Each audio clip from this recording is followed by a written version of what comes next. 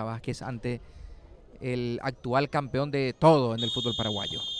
Sonó el pitazo que enciende la pasión. Hay fútbol, Copa Paraguay a través de Tigo Sports. Ya se enfrentan 24 de septiembre y 12 de junio en Areguá.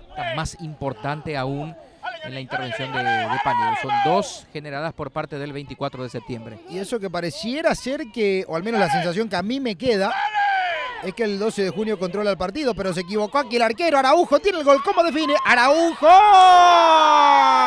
¡Golazo! ¡Gol!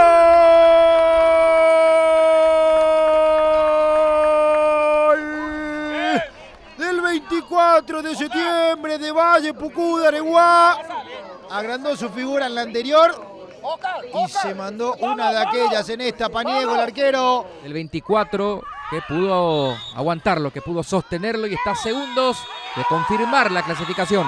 Final del partido, se acabó esta historia. El equipo de la primera B tumbó al de la intermedia. 24 de septiembre ganó por 1-0 y avanzó en Copa Paraguay ante el 12 de junio. Sí, señora, para tener otra sorpresa importante.